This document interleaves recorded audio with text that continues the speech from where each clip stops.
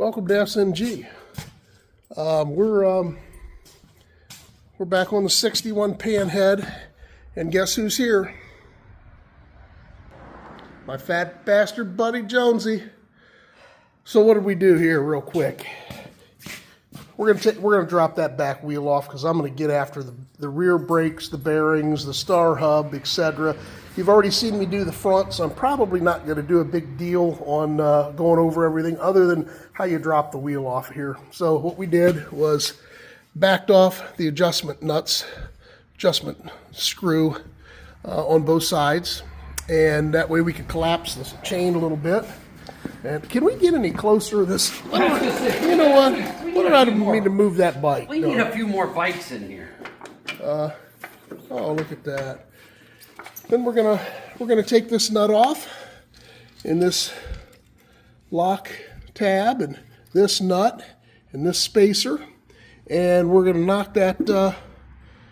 Well, after you get them off there, get that chain off, and then we should be able to knock that axle through. That's what I'm hoping.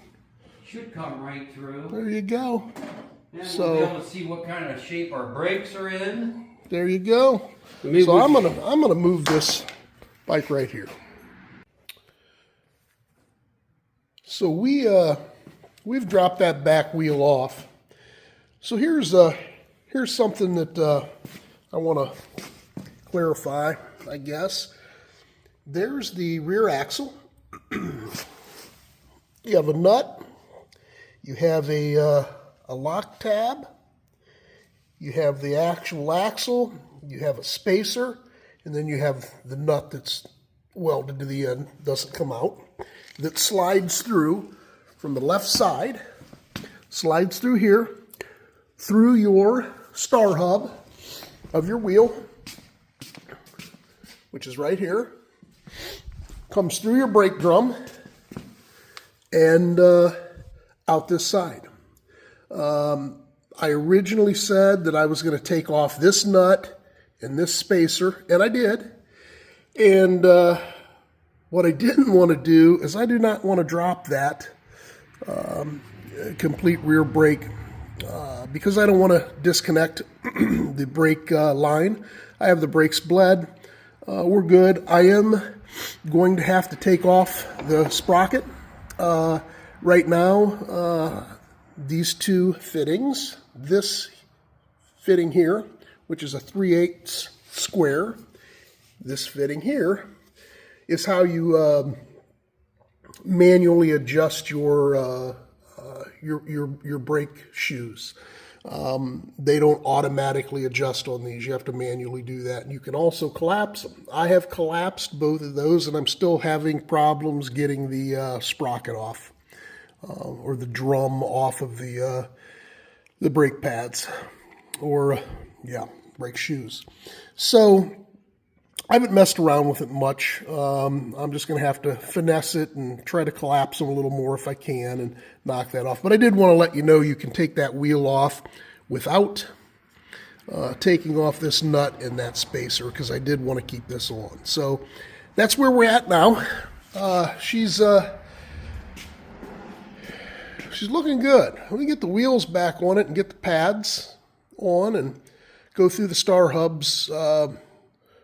We'll be in a place where we can start to ride, so hopefully sooner than later. So we'll be back when we get a little bit farther. So this turned out to be quite the project. It was a bear, and I'll try to show you.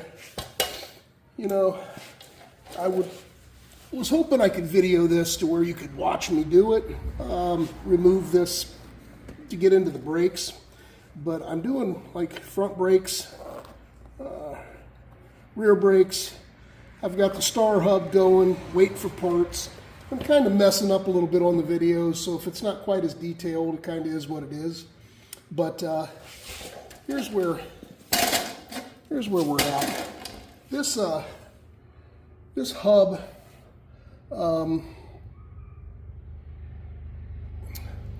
it's actually a brake drum. This brake drum fits on. Here's your brake pad here, other brake pads over here. That fits on. It was really locked on there. I couldn't get it off. You have this piece here, this piece over here. Showed you those earlier.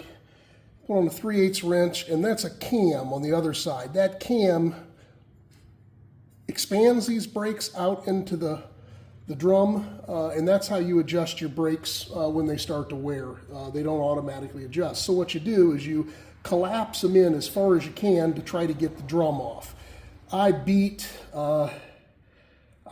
actually came in with the end of this hammer and beat here, beat here, beat here, beat down here, really struggled. Then I finally got a bigger screwdriver than the one I'm showing you now and got in here and started to really push them off. And this is how I ended up getting them off. I did each side, and all of a sudden, boom, it popped off and it came off.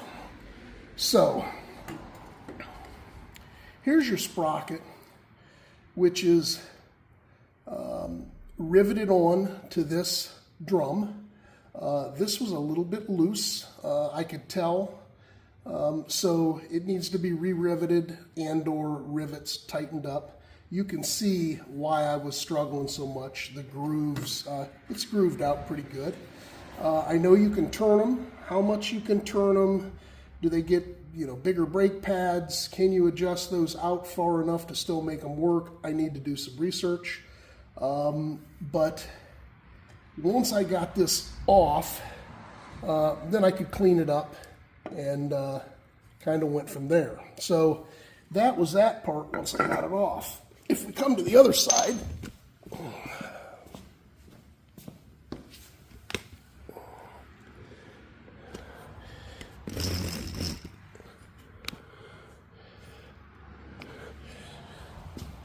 now I have my pads. So I needed to take the pads off to kind of check everything out. And look for a place I can put this.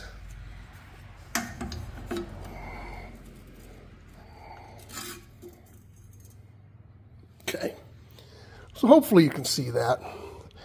So there was a spring that was down here that attached from here, behind this tab here, to this side.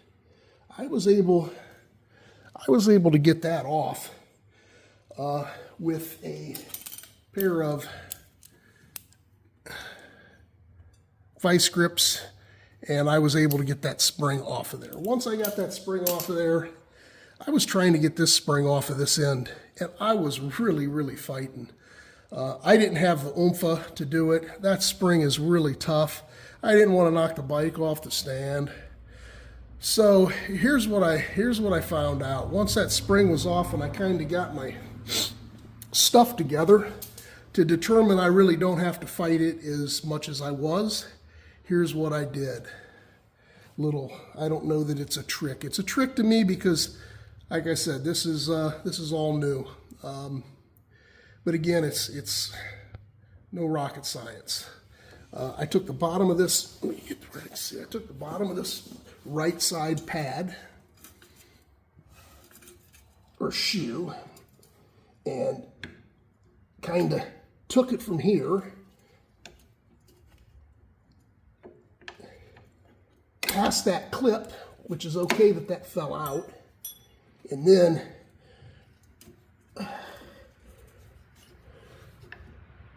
released my spring like that. How much, that's pretty smooth. When you go to put it back on, put your spring in, make sure that this is up in your cylinder in the right spot, and then you can go ahead and end up putting it back on there. That's not dropped in right, but you get my drift. So that is how I was able to do that. So I wanted to show everybody that. That was a little bit of a struggle. Now, if you zoom in on these cams,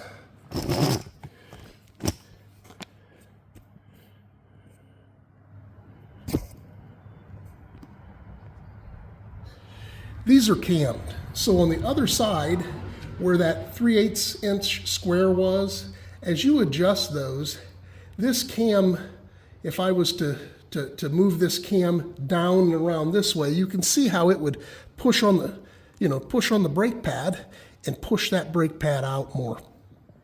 And then your cylinder could do its job. So when you go to take this hub off, or hub, brake drum, you want to make sure that you turn these tabs to where, and you can't see them, you kind of have to look through a crack and you have to kind of feel and when it starts loosening up. But you want these cams over here so that you collapse, your brake pad's able to get as small as it can, which gives you room to get the actual brake drum off. But because my brake drum was so corroded, let me see this. Here's this, we'll take this side off. This clip here will come out and that just fits in. You can see it fits in like that. That's what keeps your everything in alignment. And there you can see the cam here. So actually, as you can see, I could have rotated this more clockwise to make that go in more. And I don't know if they're marked. I haven't read anything. There wasn't anything in the manual as far as telling you on the outside where this cam's actually located at. I'm going to do a little research on that and go from there. But so that's the drill there. So the next question is, what am I going to do? I need to find out how deep, how grooved is too grooved, meaning can I save the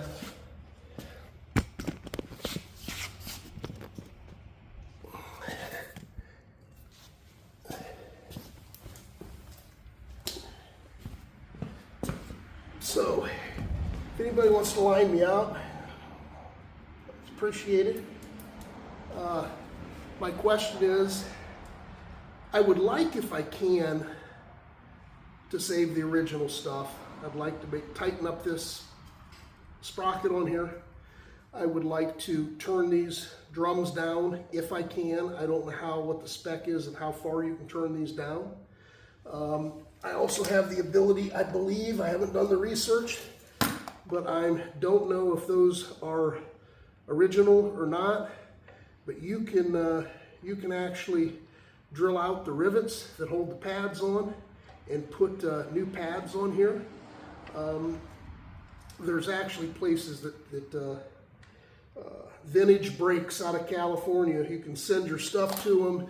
They'll put I forget what they use, but it's supposed to be a lot better than what's available, if you buy these repop, and they're supposed to work a lot better. You have to center them. Once you get them all and you put them all, you're supposed to sand them down to make sure that they actually run, that the whole circumference of that brake is you're getting the full braking, the full square inches of the brake. So it's a little bit more than just throwing some stuff on, at least the stuff I've read. These brakes aren't that good to begin with. I want to do them right. I've read horror stories where guys have had them on and off and on and off and on and off, and obviously getting them off now is going to be a lot easier the second time than it was the first. So I'll let you know what I end up doing. I need to do some research on just buying a new drum, new pads, putting some repop stuff on this, or do I find somebody to turn that down, sand these down myself.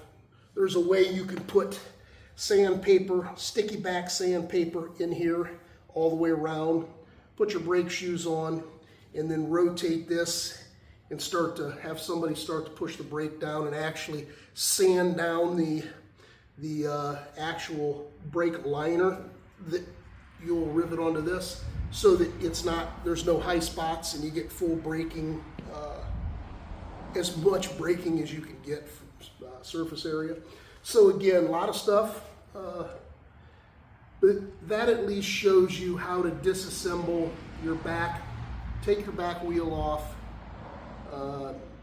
take your actual, and I want to call this a hub for some reason, but your drum off, and check your brakes, and everything will go back together the opposite direction we took it apart. So I'll maybe do another small video on what I ended up doing. I still have to clean things up here. We'll finish up the front brake video, and we'll kind of go from there. And I'll throw this one on as soon as I figure out what I'm going to do, talk to a couple people. So we'll be back with you on this.